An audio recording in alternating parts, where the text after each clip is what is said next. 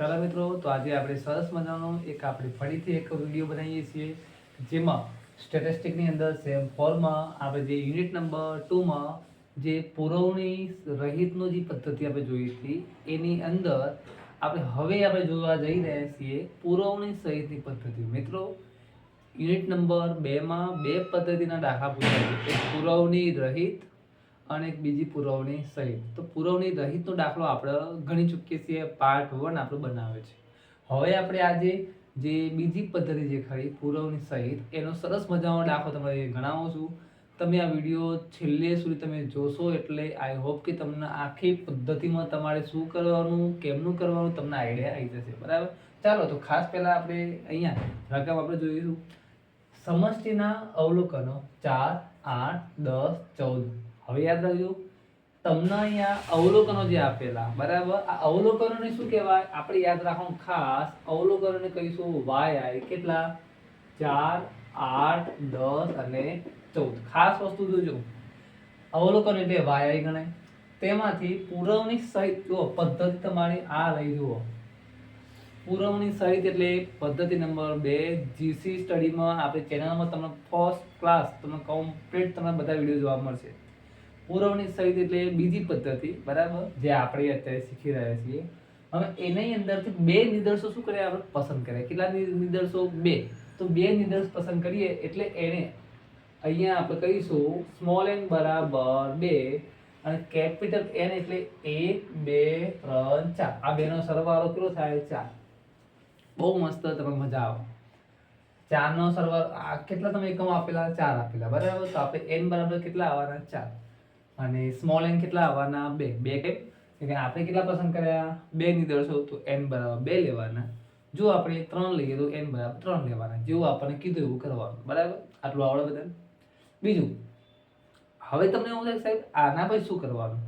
ભાગ 1 જેને જોયો હોય એને આની અંદર પણ તકલીફ પડે ને. કઈ રીતે? તમે જુઓ, આપણે y બાર બરાબર y બાર અને vy બાર બરાબર ડેલ્ટા સ્ક્વેર બરાબર સિગ્મા સ્ક્વેર અપોન n આપણે શોધવાનું છે, મતલબ સાબિત કરવાનું છે.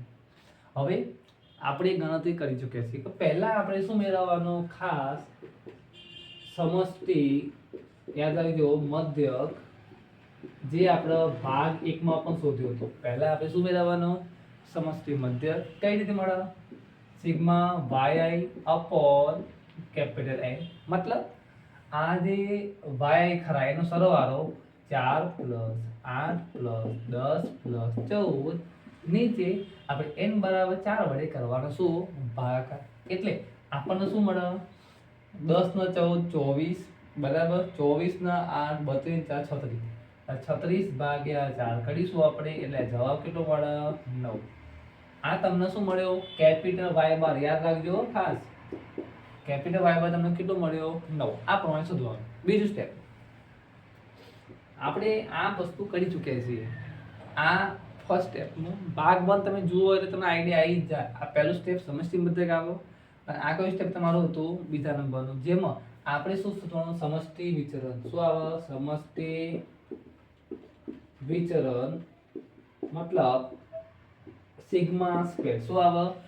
Sigma square. હવે આનું સૂત્ર તમારે પેલામાં શું હતું સૂત્ર? આપણે પેલા જે ભાગ 1 માં બનાવ્યું હતું એના કરતા થોડું અલગ છે, બરાબર. આ સૂત્ર ક્યારે? જ્યારે પુરવણી સહિત હોય ત્યારે લેવાય. મતલબ સિગ્મા yi માઈનસ, યાદ રાખજો, y બાર નો સ્ક્વેર નીચે n.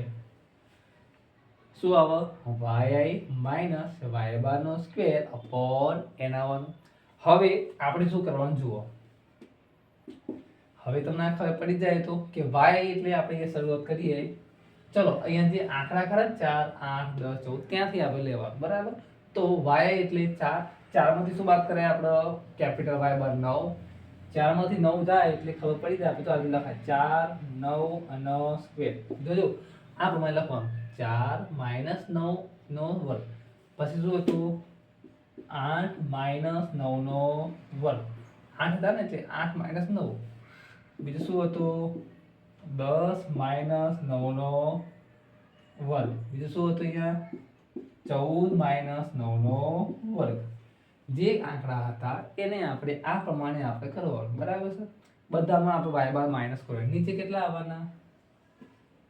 કેપિટલ એન કેટલા હતા? 4 આવી ગયા. હવે 4 માંથી 9 કાઢો, કાં તો 9 માંથી 4 કાઢો એટલે કેટલા આવવાના? 5. 5 નો વર્ગ 25 પ્લસ 8 માંથી 9 કાઢો એટલે 1 નો વર્ગ 1. 10 માંથી 9 જાય એટલે 1 નો વર્ગ 1. 14 માંથી 9 જાય એટલે 5. 5 નો વર્ગ 25. નીચે કેટલા આવવાના? 4. હવે 25 ને 25 50 ને 52 52 ભાગ્યા 4 કરીએ કેટલા? 52 ભાગ્યા 4 કરીએ એટલે આપણને જવાબ સીધો મળી જાય 13. 13 શું મળ્યું આપણને? સમષ્ટિ વિચલન સિગ્મા નો સ્ક્વેર. યાદ રાખજો મિત્રો, આવો જ્યારે પુરવણી સહિતનો દાખલો કોઈ પણ પૂછાય પુરવણી સહિતનો, તો પહેલા સ્ટેપમાં y બાર કયો? કેપિટલ. બીજું સમષ્ટિ વિચલન આપણે શોધવાનો થાય. એ તમારે કેવી રીતે શોધવાનો? આ પ્રમાણે. આઈ હોપ કે તમને આની અંદર બહુ મસ્ત રીતે તમને ખબર પડી ગઈ હશે. હવે મેઇન વસ્તુ શું રહ્યું? હવે ey બાર અને vy બાર. તો ey બાર માટે અને vy બાર માટે આપણે શું બનાવીએ છીએ? ટેબલ. એ આપણે ભાગ 1 માં આપણે જોયું હતું, બરાબર? જેને ભાગ 1 ના જોયો હોય તો પહેલા જોઈ લેજો, પછી આ જોજો. ચાલો તો હવે આપણે બનાવીશું ટેબલ. ey બાર અને vy બાર માટે શું કરીશું? ટેબલ બનાવીશું. ટેબલ આપણે ભાગ 1 માં શીખી ગયા છીએ, બરાબર? ભાગ 1 જોઈ લેજો પ્લેલિસ્ટ ની અંદર જઈને. હવે પહેલા આપણે શું કરવાનું? અહીંયા નિદર્શનો ક્રમ આપવાનો. જો ક્રમ ના આપો ચાલે, પર આપણે ક્રમ આપણે આપી દઈશું. નિદર્શનો ક્રમ એટલે હવે આપણે શું કરવાનું? અહીંયા નિદર્શની સંખ્યા શોધવાની. નિદર્શની સંખ્યા એટલે તમે જુઓ કુલ નિદર્શો અહીં શોધવાના. પહેલા m નો વર્ગ શું આવે મિત્રો? m નો વર્ગ. m નો વર્ગ એટલે આપણે n તમને આપેલા કેટલા? n જે ખરા 4. 4 નો વર્ગ કરવા એટલે કેટલા બને? 16. 16 નિદર્શો આવે છે. કેટલા? 16. તો 16 માટે આપણે શું કરવાનું? જુઓ અહીંયા લખવાનું 1 2 3 4 5 6 7 8 9 10 11 12 13 14 15 અને 16. જોઈ લેજો અહીંયા જેટલા 16 આંકડા થયા એટલે અહીંયા 16 નિદર્શ અહીંયા લખી દેવાના ક્રમમાં 1 થી લઈને 16 સુધી, બરાબર? બીજું હવે આપણે શું બનાવવાનું? નિદર્શ. નિદર્શ બનાવવું એ મહત્વનું છે કે નિદર્શ કેવી રીતે બનાવવું ને એ તમે ખાસ જોજો. હવે આ પુરવણી સહિતની વાત છે. કોની વાત છે? પુરવણી સહિત. તો પુરવણી સહિતમાં આપણે નિદર્શ કેમ ના બનાવવાના? જે એકમ આપણે લઈએ છીએ મિત્રો એના પાછો મૂકવાનો છે. એટલે તમે જોજો હું બનાવું છું કેવી રીતે. પહેલો એકમ કયો? તમે જોજો 4. તો એ એકમ પાછો આપણે લેવાનો અને પાછો મૂકવાનો. એકમ લેવાનો અને પાછો મૂકવાનો એટલે 4 4 બનો. જોઈ લેજો પહેલી શરૂઆત ક્યાંથી કરવાની? 4 થી. એ 4 પહેલા લઈએ ખરા અને મૂકીએ ખરા એટલે 4 4 બને. પછી 4 8 બને. કોણ આવે? 4 પછી 8 કે 2 લેવાના ને, તો 4 પછી 8 તો 4 10 4 14. આ ધ્યાનથી જોજો. 4 નો હિસાબ આપણે ક્લિયર કર્યો. હવે 4 લીધા અને પાછા મૂક્યા. હવે કોની વાત આવી? આપણે 8 ની વાત આવી. તો 8 4 જોજો 8 અને 4. તમને એવું થાય કે સાહેબ કેમ 4 લીધા પાછા આપણે? તો 4 આપણે લીધા ખરા, આપણે પાછા મૂકી દીધા એટલે ફરી આપણે જ્યારે 8 ની જોડી બનાવીએ ત્યારે 4 આપણે લેવા પડે. 8 પાછા જે ખરા પોતે લેવાના, પોતે એટલે 8 8 આવવાના. 8 8 આવવાના. અહીંયા શું આવવાનું? 8 10. અહીંયા 8 14. હવે 8 નો હિસાબ પતી ગયો. હવે 10 ની વાત. 10 4 જે કરીએ છીએ એ પ્રમાણે 10 4 પછી 10 8 પછી પોતે 10 10. તમે એક વખત જોશો તો તમને આઈડિયા આવી જશે. પછી 10 14 10 14 10 10 10 14. હવે જાતે વિચારવાનું આપણે શું કરવાનું? હવે હિસાબ આપણે કોનો પતી ગયો? આપણો 10 નો પતી ગયો. હવે કોની વાત આવે? 14 ની વાત આવે. તો શું આવે? તમે ધ્યાનથી જોજો. 14 4 શું આવવાનું? 14 4 પછી શું આવે? 14 8 શું આવે? 14 10 14 14. ચલો તો 14 આપણે અહીંયા નિર્દેશ આપણને મળી જોઈ લો બરાબર. આ પ્રમાણે તમારે ગોઠવણી કરી દેવાની નિર્દેશની. બીજું હવે શું મેળવવાનો આપણો y બાર. શું મેળવવાનો y બાર. y બાર નો મતલબ મેં તમને કીધું જ છે અને ભાગ એકમાં પણ સમજાયા હતા. y બાર નો મતલબ થાય આ બેનો સરવાળો બે વડે ભાગવાના. શું કરવાનું?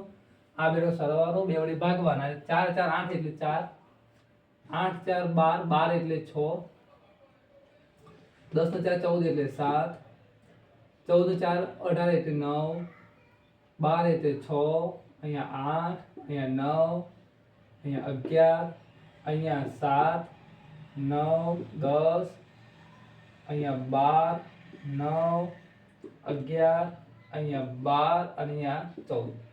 આ પ્રમાણે તમે y બાર શોધી શકો. આઈ હોપ કે તમને આટલી ખબર પડી ગઈ હશે. બીજું y બાર મેળવ્યા પછી શું મેળવવાનું આપણે? y બાર માઈનસ કેપિટલ y બાર બરાબર. એટલે y બાર જે તમને મળ્યા એમાંથી કેપિટલ y બાર તમને જે મળ્યો હોય કેપિટલ y બાર એ આપણે શોધી નાખવાના. શું કરવાના? કેપિટલ y બાર. એટલે 4 માંથી કેટલા બાદ કરવાના? આપણે આગળ ગણતરી કરી કેપિટલ y બાર આપણને કેટલા મળ્યા હતા એ આપણને ખબર હોવી જોઈએ. કેટલા મળ્યા હતા આપણને? 9 મળ્યા હતા. તો 4 માંથી 9 જાય એટલે કેટલા આવે? 4 - 9 એટલે -5. એ જ રીતે -3 -2 0. પછી કેટલા આવવાના? -3 -1 0 2. અહીં કેટલા આવવાના? -2 અહીંયા 0 1 3 0 2 3 અને અહીંયા 5. કશું કરવાનું નહીં. આપણે જે y બાર જે ખરા એમાંથી આપણે શું કરવાના? આપણે 9 બાદ કરવાના બરાબર. આપણે બાદ બધાની અંદર 9 બાદ કરી નાખીએ. જે આવે એ આંકડો મેં અહીંયા મૂકી દીધું. ડન. હવે શું કરવાનું? આનો વર્ગ કરવાનો. y બાર માઈનસ કેપિટલ y બાર નો સ્ક્વેર એટલે 5 નો વર્ગ 25, 125 મતલબ 3 નો વર્ગ 9 4 0 9 1 નો 1 0 4 4 0 1 9 0 4 9 25. આવી ગયું? થઈ ગયો વર્ગ મિત્રો? બસ તમારે આટલી ગણતરી કરવાની. આનાથી વધારે ગણતરી કરવાની છે નહીં. આટલું તમને આઈડિયા આવી જાય એટલે તમારા દાખલામાં કોઈ પ્રકારની ભૂલ રહે નહીં. આનો સરવાળો કેટલો કરે? 104 મિત્રો. હવે આપણે આનો સરવાળો કરીએ એટલે કેટલા આવવાના? 144 આવવાના બરાબર. તમારી રીતે કરી લેજો. હવે આપણે શું કરવાનું મિત્રો? ખાસ હવે આપણને એવું પૂછ્યું હતું, આપણે શું કરવાનું કીધું હતું? પરિણામો ચકાસો. શું કીધું? પરિણામો ચકાસો. તો પહેલો પોઈન્ટ તમે જોઈ લો. y બાર બરાબર કેપિટલ y બાર. મતલબ y બાર આપણે પહેલા શોધીશું અહીંયા. તો y બાર નું સૂત્ર તમે જોઈ લો. સિગ્મા y બાર અપોન જે નિદર્શો મળ્યા હોય તે. સિગ્મા y બાર એટલે આ તમે સરવાળો 144 ભાગ્યા નિદર્શો કેટલા? 16. એટલે આપણને જવાબ મળી જાય કેટલો? 9. અહીંયા આપણે ચકાસણી થઈ. જો તમે જોઈ લેજો ખાસ. આપણે જે કેપિટલ y બાર શોધ્યો તો એ પણ 9 આવે છે. આ y બાર કેવો આવ્યો? 9. તો અહીંયા આપણો જવાબ સાચો. ચલો બીજો પોઈન્ટ. શું પૂછ્યું આપણને? v y બાર બરાબર સિગ્મા સ્ક્વેર અને n. મતલબ પહેલા v y બાર શોધીશું આપણે. v y બાર નું સૂત્ર લખાઈશું આપણે સિગ્મા yi માઈનસ y બાર નો સ્ક્વેર અપોન નિદર્શો. મતલબ આનો સરવાળો 104 ભાગ્યા નિદર્શો કેટલા? 16. એટલે 104 ભાગ્યા આપણે 16 કરીશું એટલે 6.5 આવે. કેટલો? 6.5. બીજું હવે આ બેનું સમીકરણ સરખાવવાનું છે. એટલે હવે શું શોધવાનું? પાછું સિગ્મા નો સ્ક્વેર નીચે n. એટલે સિગ્મા નો સ્ક્વેર એટલે આપણે શોધ્યો તો કેટલો? 13. આપણે આગળ જોઈ લીધું. n એટલે 2 વડે ભાગીએ એટલે કેટલો જવાબ આવે? 6.5. જોઈ લો. આ કેવો? સરખો. એટલે અહીંયા ચકાસણી આપણે શું થઈ ગઈ. આઈ હોપ કે તમને આ વિડીયો તમને ગમ્યો હશે. જો તમને વિડીયો ગમ્યો હોય તો લાઈક કરજો અને તમારા મિત્ર મંડળમાં શેર કરજો. કેમ કે આવા જ સરસ મજાના દાખલા શીખવા માટે જીસી સ્ટડી પોઈન્ટને તમે સબસ્ક્રાઇબ કરો. મળીશું નેક્સ્ટ ટાઈમ એક સારા આવા દાખલા સાથે.